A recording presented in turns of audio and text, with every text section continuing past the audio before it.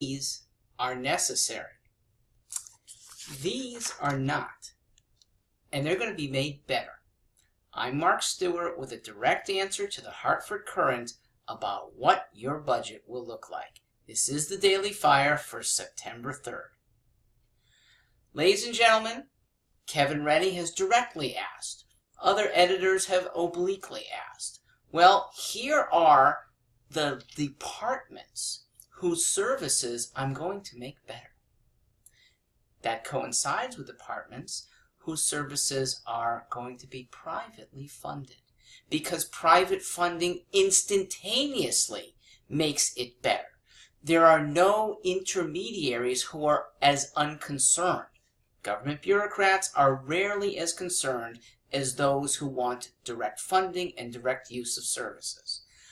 You won't have the intermediaries called the General Assembly deciding on how much funding they should get. You won't have a budget stoppage because they can't decide 1 June and come July 1st it will end. You won't have approvals based on momentum. You won't have approvals or denials based on assembly members that don't even read bills. And you won't have approvals based on assembly members that are get along, go along, fund that, we don't care about the rest. Because when private is funding it, they care. It's directly their money.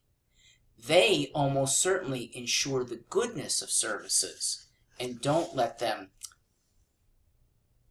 So let me give you the not so necessary, but good. How good? Let the people decide.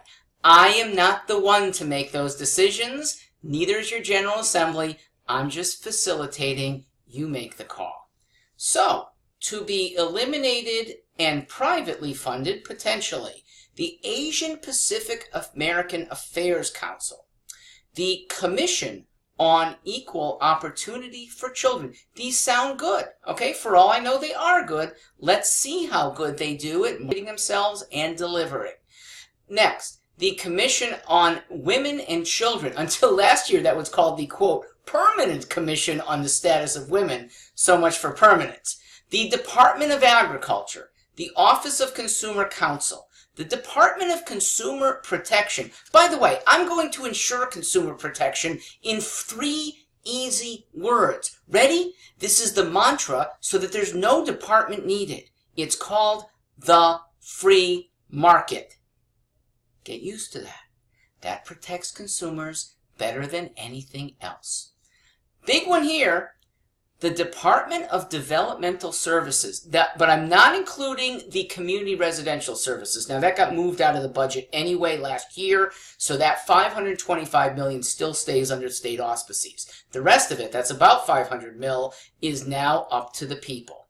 The Office of Higher Education, the Department of Banking, the Department of Housing, that's most of it, I'm going to keep under state auspices, the Homeless Services, and the Fair Housing Commission. Next, the Department of Public Health, but let's keep breast cancer awareness, cervical cancer treatment, immunization, rape crisis aid services. I want those under state aid for a couple years anyway. DSS, we're ditching most, we're keeping Husky B, we're keeping DMHAS emergency services. Next, Department of Economic and Community Development. I am economic development. I will be developing Connecticut better than any other governor because as soon as businesses and investors see that we're taking control over Connecticut's finances for the first time in our lifetimes, that we can actually cut a budget by $3 to $5 billion 2 years in a row, that's going to give the respect that we've never had for businesses to say, we're going to pull the trigger. We will move a division here. We will put people to invest here.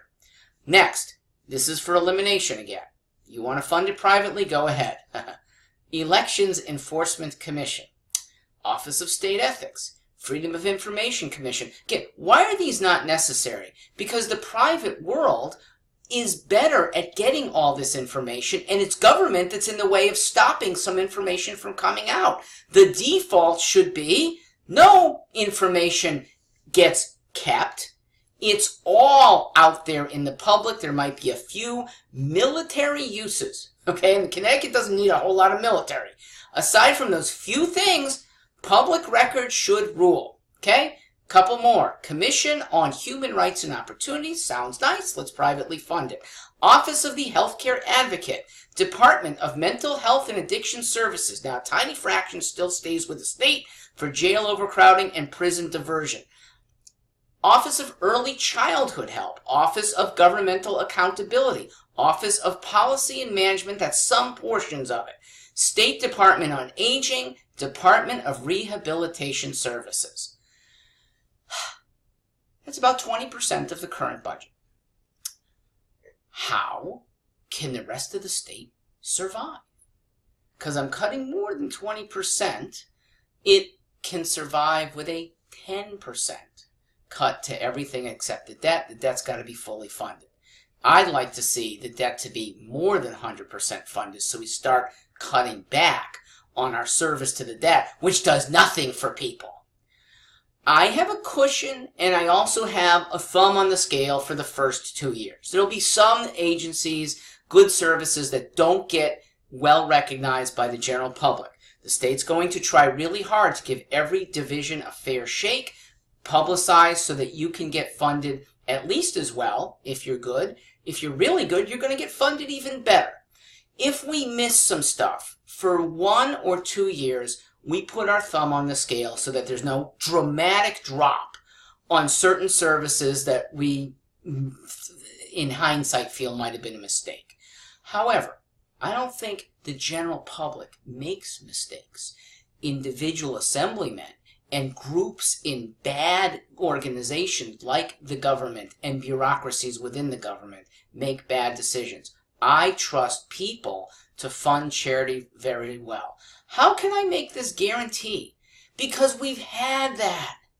100 years ago, the state did not do social welfare, and we did fine.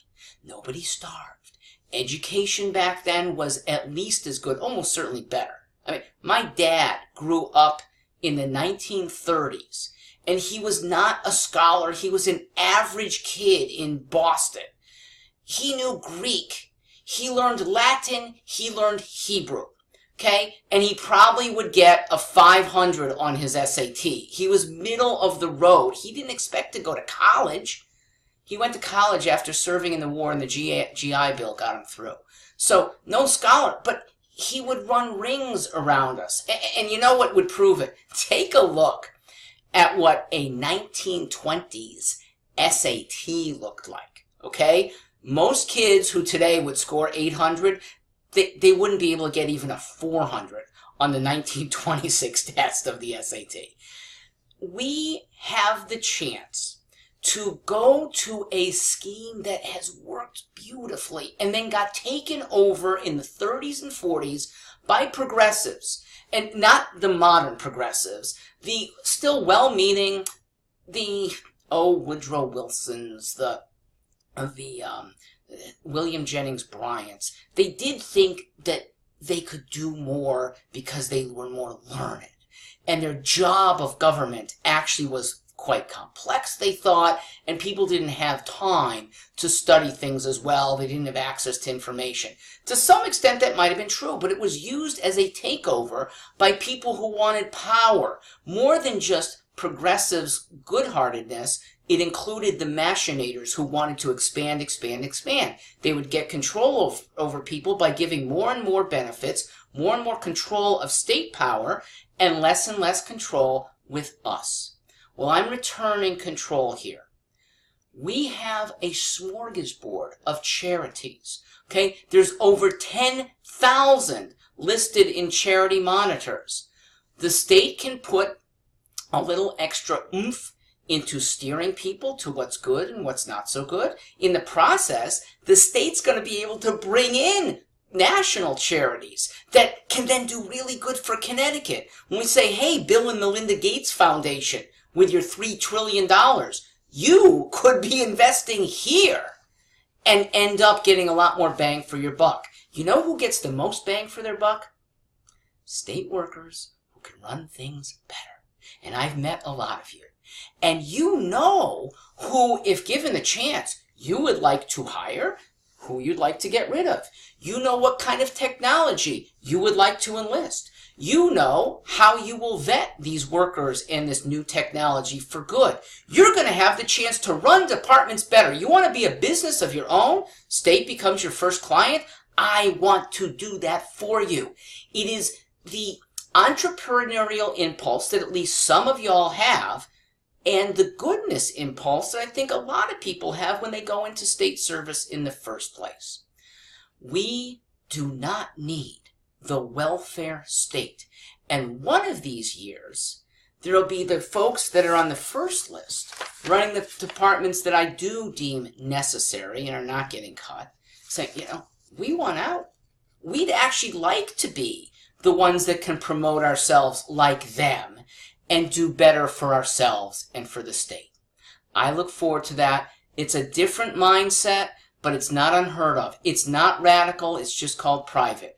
It's not unique. It was done in our, not lifetimes, but 100 years ago, 150 years ago. By the way, 150 years ago, nobody starved. People were well educated. And if you look to some statisticians of who were the wealthiest people in the United States on a per capita basis, look to the 1870s. It was not New York. It was not Boston. It was not Chicago. There was no LA then.